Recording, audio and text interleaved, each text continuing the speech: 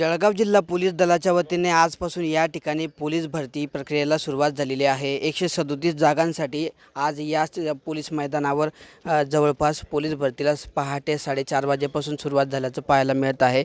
6557 उमेदवारांनी या ठिकाणी ऑनलाईन अर्ज जळगाव जिल्हा पोलीस दलाच्या जागांसाठी या ठिकाणी भरलेले आहेत आणि त्यानुसार आजपासून या पोलीस भरतीला सुरुवात झालेली आहे। आपण जर बघितलं तर या ठिकाणी उंचीचं मोजमाप असेल तसंच छातीचं मोजमाप असेल हे करण्याचं काम या ठिकाणी पोलीस कर्मचाऱ्यांच्या वतीने सुरू आहे।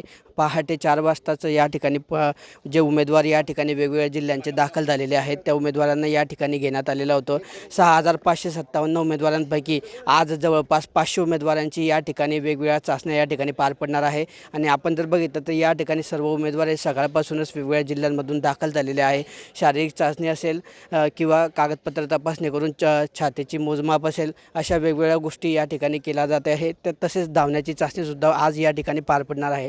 एकूण 6557 उमेदवारांपैकी आज या ठिकाणी 500 उमेदवारांना या ठिकाणी बोलवण्यात आलं आहे। जवळपास 7 दिवसीय पोलीस भरती प्रक्रिया पार पडणार आहे।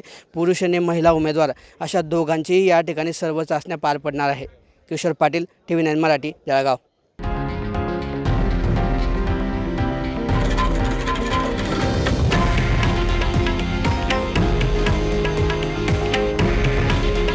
हे आहे देशातील नंबर 1 न्यूज नेटवर्क आणि आपण पाहत आहात TV9 मराठी। काळजी तुमची, हित महाराष्ट्राचं।